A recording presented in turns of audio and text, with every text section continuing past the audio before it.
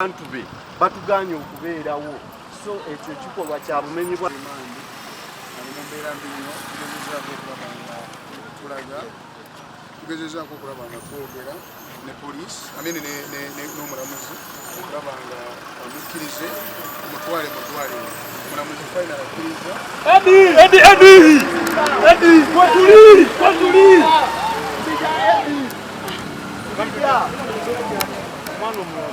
agambye afa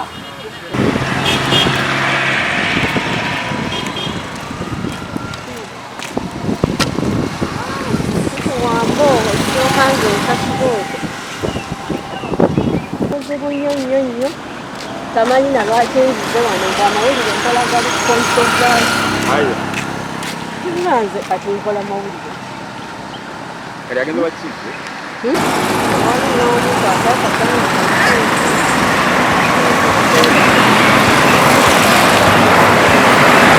awo nemukagiyingira naye okukwate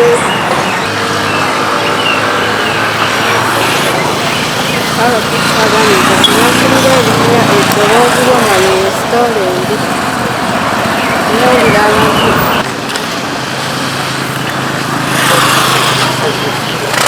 sigale wano wali vayibu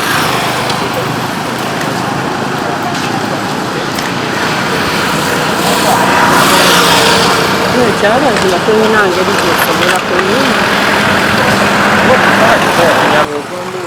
gwakubidde oyo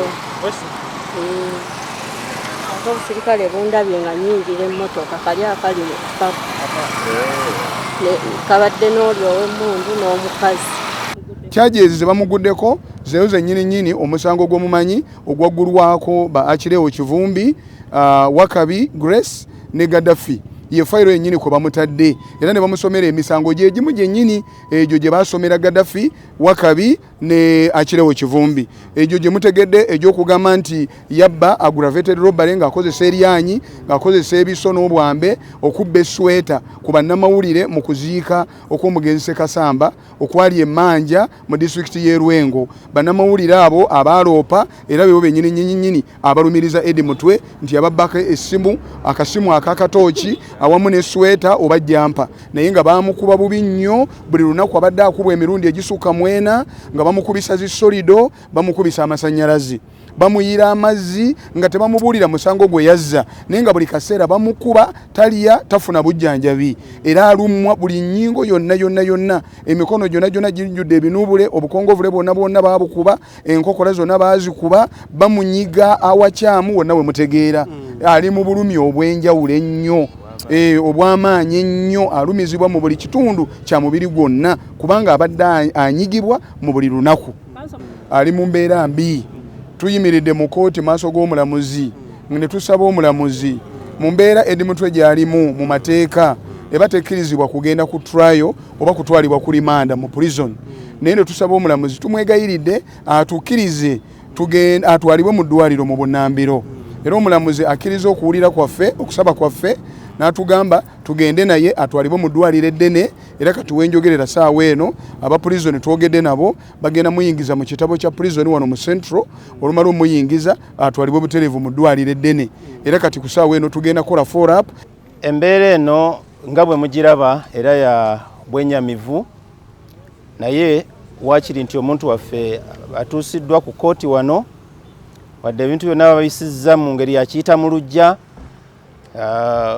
kumusomera misango kumusindika mu prisoni ne looya we yennyini Council Majerani wadde bamuganye okuyingira naye oluvannyuma ayingidde naye era tewali kintu kyonna kyamaanyi kigenze mu maaso naye kyetwebalizaako Mukama Katonda nti waakiri omuntu alabise wadde ng'alabise nga mugonvu nnyo era nga bwe kyadde kisuubirwa kubanga tokyajayiseemu ebadde y'amaanyi ddala naye bwe waba nga waliwo emisango egiri straight tetulaba nsonga lwaki ate abantu mumala obbatulugunya ne mubawamba obuwambi ne mubakweka mu bifo ebitamanyiddwa ng'ate mumanyi nti mugenda kubaleeta mu kooti nga mukakasa nti balina emisango.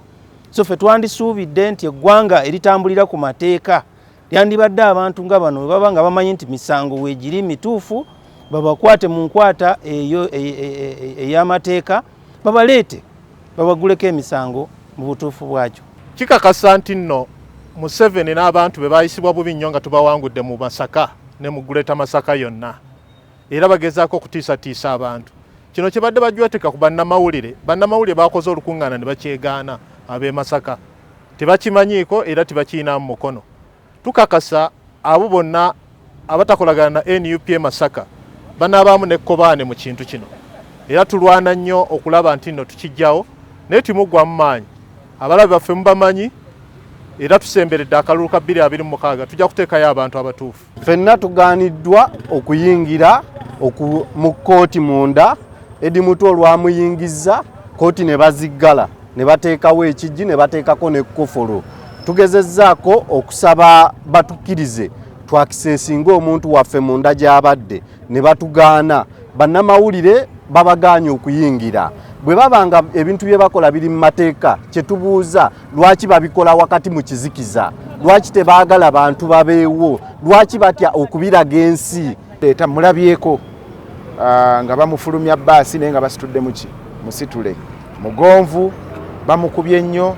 Kituufu enviiri ze nga mumanyi tatera kuba na nviiri, ekirevu kyonna bakijjeeko. Ng'olabira ddala omuntu alumizibwa ali mu bulumi obw'ekika ekya waggulu. Naye bwe kyewuunyisiza nti omuntu CDF gw'abadde naye tubuuza ava atya ewa CDF atuuke e Masaka. Ekyokubiri, mu nsi muno bw'oba okwatiddwa ffenna tukimanyi, oba n'eddembe litegeeza kuba famire, tegeeza ku balooya. Omuntu eyalabye ku Eddie Mutu olunaku olw'ekiro yabadde atubuulidde nti yabadde asaba kintu kimu, balooya be. Ndowooza adde amaze okitegeerako nti agenda kukusibwa aleetebwe mu kkooti. Omukisa gw'atafunye yadde okulaba balooya mukiikirira, era ssaawa zino sikiwa nti nammwe bannamawulire mumanyi omusango egimusomeddwa. Zaako munnyonnyola, tetulina mundu, tetulina kasaale, tetulina kisi kyonna, wabula tuzze kuwuliriza misango z'abakomulediza baffe. Naye batugaanye. Ate kyannaku ne bannamawulire babagobyeyo munda.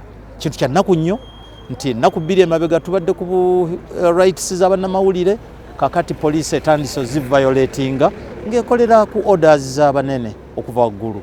Naye mawulire ga nnaku nti ye Uganda gye tulimu olwaleero ebintu byongera kubeera bibi. Tulina okusoomoozebwa nti bannamawulire bannaffe mu kitundu kino tutandise okulabikira mu kifaananyi ekyokukozesebwa. Ekyo sijja kukyekwekera kyogerako. Tutandise mu kulabikira mu kifaananyi ekyokukozesebwa, ekifaananyi ekyokunyigiriza, nga gurupu emu oba abantu abamu batukozesa kyere.